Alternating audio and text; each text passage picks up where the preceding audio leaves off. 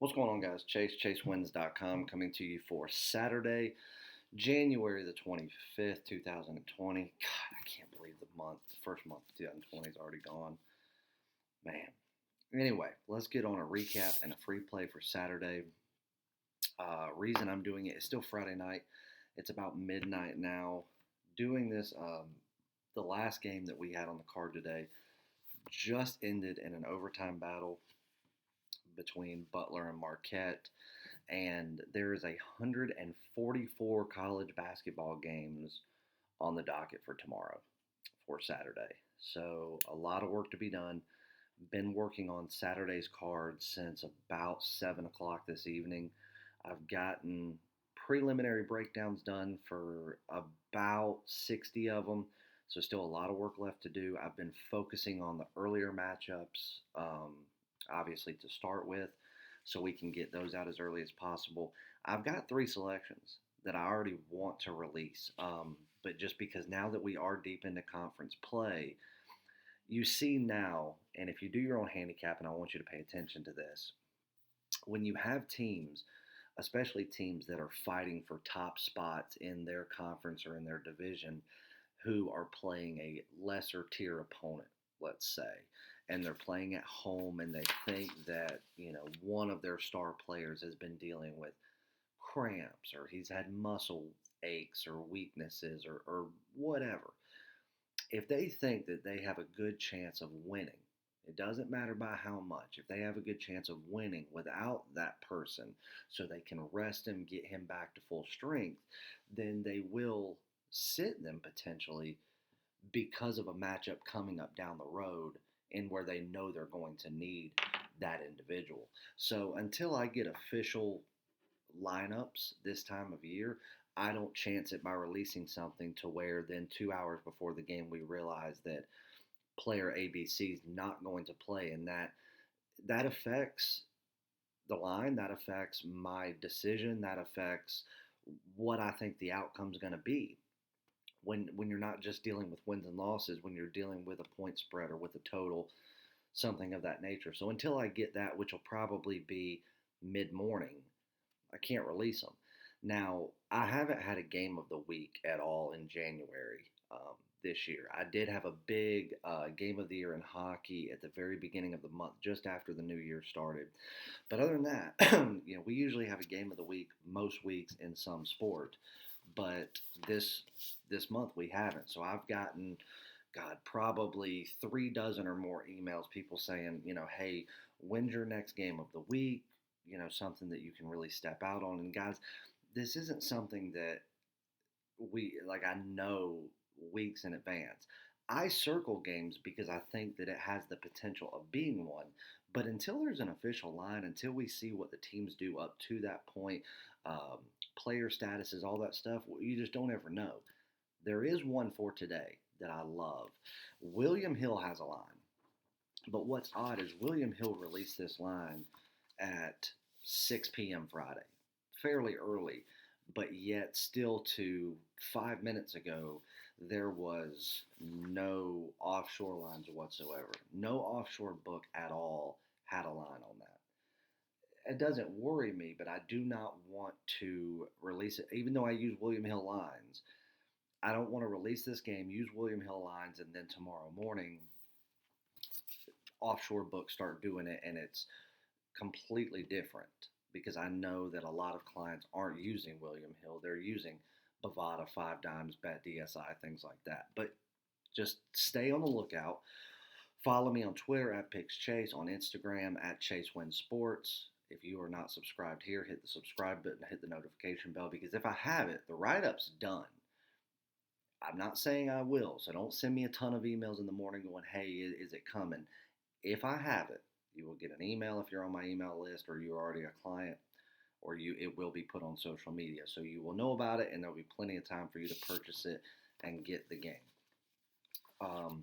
Going to try to go live on Saturday, probably 1, 2 o'clock-ish, just because we are going to have to miss one of our regularly scheduled days for next week, because I will be in Philadelphia taking care of some things.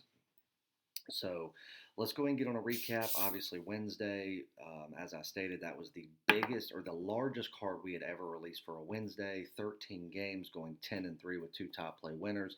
Yesterday, coming into the mix on Thursday with a seven play day, going 6-1 with a top play winner, and then we had a total of 7 plays again on Friday. Fridays are always my most dangerous days. I think I've only had 2 losing Fridays in the past 22 months. I don't know what it is about Fridays and if they just fall asleep at the wheel in creating these lines, but we capitalize every single Friday. So, NBA, 4 plays. Let's start with the free play that I gave out. Chicago Bulls on the money line. We got it at 125 on the free play. It dropped to 120, so we released it as a premium play. I watched the game. And somebody tell me if you disagree, or we can discuss this on the live show. The Bulls got beat. There's things that I saw that I liked, and then things that I saw that I think cost the Bulls this game. Number one, in the early going, I think they played very good defense. Again, per NBA standard. It's better than what the Bulls typically do. But what I saw in this game, as I even said, the Sacramento Kings are going to have to go on a couple of runs. They never really got those runs. But what happened is low of scoring as it was in this game, it was because Chicago never once in this game got any type of offensive rhythm going. Even Zach LaVine, even when he was scoring, he was struggling offensively worlds beyond what we're used to from LaVine. And maybe you saw something different, let me know. But that's what I saw. So the Bulls did drop. We had the Detroit Pistons on the money line, minus 115. They were giving up a bucket. I can't even be mad at Detroit here. I think Detroit played a very good game. I think Detroit played the better game. I think in the fourth quarter when they just didn't even attempt to guard and they did not even pose any threat around the perimeter, where obviously they don't play good perimeter defense anyway, but at least they can be in your face some, which they have been doing for 3 quarters, and that's why Detroit had the leg up. They quit doing it in the fourth quarter, and it was basically free shots. So and luckily for their opponent, they were actually making some of them. So I kind of felt bad for Detroit there because I think Detroit played the better game. I'm not mad at them. It's just the things that happen in the NBA sometimes. So we dropped the free play. We dropped the Pistons. We back it up. We took the Celtics on the road +2 as a dog. They came in, took care of business from tip-off to final buzzer. That was an easy win. The Celtics should have been favored in that game by 4 points per my line. They were catching 2 points. It was an easy decision. The Oklahoma City Thunder was probably my favorite NBA play of the day, and they were laying 9.5. It even dropped down to 9 before the game started. It was a complete mismatch for this particular game with everything that had gone on in the past 3 to 4 games for both teams, and I think they ended up winning by about 30. And it was really never in question. They absolutely railroaded this team on Friday night. So that was originally going to be our top play, but we laid off because it just barely missed the cut percentage-wise in my system. And again, as I preached, if it doesn't make the cut, I don't force it. So all of those were premiums. We went 2-2. Being that we took those money line plays, you would have, if you go by unit standard, a unit a game, you would have lost not even a full unit. About 35 cents if you're, or $35 if you're $100 better, $350 if you're $1,000 better. So, about 0.35 of a unit right there, going 2-2. But then we get in NCAA basketball, 3 premium plays. Siena minus 11, nice easy win there. Siena was toying with them the entire game before they just let loose right there in the final 3 or 4 minutes, and of course drew very, very smart fouls. Yale minus 5.5, another game that was very close to making the top play cut. I actually personally backed that one down because in Ivy League matchups, they're very hard. Yale is obviously the front runner within the Ivy League by a month of Sundays, but being that they just faced this team a week ago, if there's any team that is prepared to have a game plan to go in there and knock Yale off, obviously Brown would be it. But in saying that, the numbers were somewhat there, but because of that, and we didn't know what Brown was going to be coming with, because in the early going, they were giving him a fight. Yale just, exuded their talent, which is well beyond what Brown has, and they took care of business. They were laying 5.5. That was a pretty easy win there. And then our final game of the day was Marquette plus 6.5. I had a ton of people tell me that I was stupid for taking the game. Listen, I know Butler's ranked. They're even ranked in my system, but it's smoke and mirrors. They will not be come tournament time. I don't think they'll get a tournament bid. And Marquette, in my opinion, is just as good of a team as Butler. Had Marquette been at home tonight, line could have been the same, whatever. Marquette would have been a money line play. And I think Marquette would have won outright, as that I think they should have tonight. They had to foul in some certain situations, so it forced overtime. But given Marquette 6.5 points even on the road, which that's what I was explaining to people who were like, why didn't you take the money line like you did last night with Indiana? And I said I would have had they been at home. But if this game goes down to the wire like I think it will, because I think these two teams are about as deadlocked even as you can get, I think that it's going to come down to the final few minutes. And if you get down into the final 2 minutes of a game and it's decided there, it's with two even teams, the home team always has a slight advantage. So that's why I just wanted to pad the 6.5 points in my pocket, and obviously it came through. Hard fought for Marquette. Again, I think they should have won the game outright in regulation.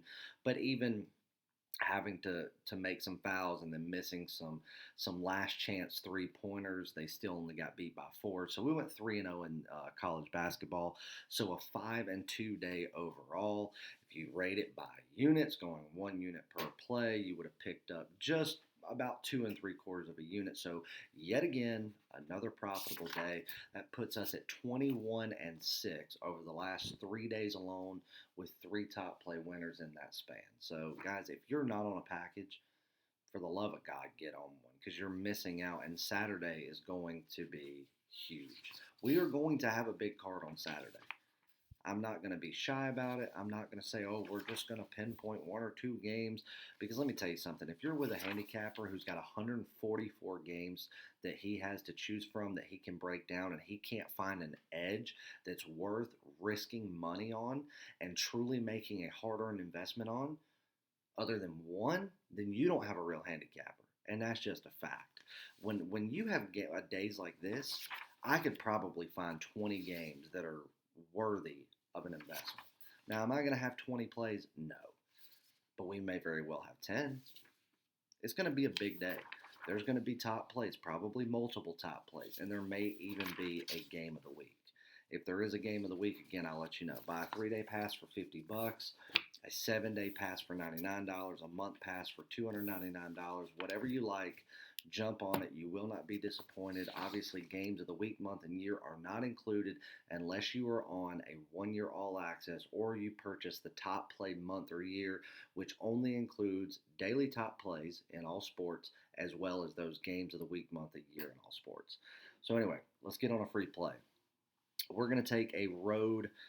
It's a road favorite for now, but I'm seeing a couple of different lines out there. Austin Peay is a team that, out of any team in college basketball, has the best ATS record in all of D1 ball. I think there's only been one game all year where they haven't covered the spread, home or away. They're covering machines. And to be honest with you, they're a pretty good team. And if you look at it on paper, Austin Peay and Belmont, which Belmont's, going to be playing the Governors today. The Governors are at home. Belmont comes into this on paper the lesser of the two. So, but not by much. If you just go stat for stat, truth be told, Belmont's about a 2-point favorite in my eyes. But of course, then you give a couple of points, 2-3 points for home court. That's where I see a pick 'em at William Hill. 5 Dimes has Belmont at -1, so does Bovada. Caesars has -1. Stations Casino is a pick 'em. So whatever you get this at, pick 'em, -1, whatever. I'm okay with whatever bet your book has. What I'm betting is a money line bet, because obviously at a pick'em that I can get it at, I can bet minus 110 and just take the pick'em. Um, if something were to happen before I get off here and actually place this bet, which I am doing tonight, and it were to go to minus one, I'd still lay the $1.15 to $1.20 to take the money line, so that way, God forbid, it does fall at a 1 point game. You know, they always say a push is better than a loss, but guess what? A win's better than a push every damn day of the week. If you really look at this game, these teams are more evenly matched than most people will give them credit for. Yes, on paper, Belmont is the slightly better team on paper. But truth be told, 3 point shooting on the road is Belmont's strong suit. Reason being, they don't take as many of them. They take smarter shots. I don't know what it is about Belmont moving the ball better on the road than they do at home. That's kind of bass-ackwards, if you know what I mean. But they do, and I'm okay with it.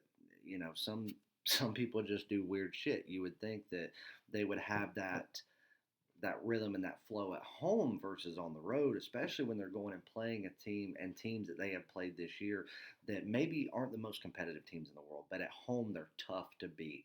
They're going to have their hands full with Austin Peay today. And truth be told, I feel like this should be a deadlocked even game. But they're going to have the advantage with perimeter shooting. Perimeter defense on the road has always been Belmont's strong suit, or at least for this season. Austin Peay at home loves to drive the ball inside. That's why they keep covering these spreads, because they are so smart. Well, you've got at your power forward positions and your center, Belmont holds the advantage. You are rotating 8 players versus 6 true players. Austin Peay's got 7 players they'll rotate, whereas Belmont's got 9 players they'll rotate. But true rotation for 40 minutes, you've got 8 players with Belmont, one of those being not so much as the other 7, where he only gets rotated out, for about 4 minutes of the game. Austin Peay has 6 guys with a 7th they'll throw into the mix ever so often. And this is for when people get into foul trouble, it's late. The kid never gets into rhythm. So, again, you're going to have, as far as fresh legs, Belmont. Underneath, Belmont. Just outside in the paint, Belmont. Second chance shots, Belmont. Offensive rebounds, again, going into that second chance shots, Belmont. And this is a game where I think both teams could be forced outside that perimeter to shoot more threes than not. Well, Belmont is a threat on the road 3-point shooting. They won't take as many as they will at home, but they make 3-point shots on the road because they take such smart shots. They will move that ball around that perimeter back and forth and burn an entire possession just to take one at the buzzer to make sure that they're setting the right play and getting the open shot.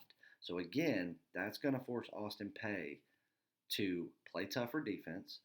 Belmont's still going to find the open man, and that's going to leave them with less time of possession, which that's one thing that Austin Peay has done all year that has allowed them to be as successful as they've been. They control the time of possession. Well, guess what? Unless Belmont comes out here completely flat, they're not going to control the time of possession over Belmont. So even if you come down to the teams playing deadlocked even, but you've got Belmont holding the ball for an extra 4 minutes of the game, what do you think is going to happen? I think this line should be -3, -4 in favor of Belmont. That would make more sense, but you're going to give me a pick 'em? I think Belmont wins on the road, by a few. I think they win by multiple possessions. I truthfully do. And if, God forbid, this game were to go into overtime, Austin Peay won't have the fresh legs to do it, and that's where Belmont could run away with extra time. You go into overtime, Belmont will run away and win by double digits in just that short amount of time. Mark my words on that. So Belmont is the play, like I said. If you're getting a pick 'em, great. If you're getting -1 and you want to play -1, go for it. I like to play just as much. My recommendation to you would be, If you are having to lay the -1, just play the money line, lay the $1.15, or even if your book has a $1.20, lay it. That way, all they have to do is win, and you have no risk of pushing whatsoever. As I truly believe that Belmont in this matchup is the superior team, and I think they are the superior team by multiple possessions, not by a point. So Belmont is your play. Belmont as a pick'em over Austin Pay on the road. That is a premium play. I'm getting ready to bet that 1,100 to win 1,000. Well, yeah, 1,100 to win 1,000 in my case on that, a premium play. Stand by for a big card on Saturday. If you have any questions, email me, chase@chasewins.com. I will answer those emails the second that I get the early card out, and then I'll come back for the afternoon games. Then once all games are out for the day, everything, as long as I get it done early enough, I'll go live for an hour, and we will discuss Super Bowl, we'll discuss Sunday action, we'll discuss it all. So make sure you stand by for that. Got the All-Star game in the NHL coming up tonight, so it's going to be a big night. Love you guys. ChaseWins.com. Don't miss out. It's going to be a big day. Congratulations on another huge day. Let's go out there and kill it for Saturday, and I will see you in the winner's circle.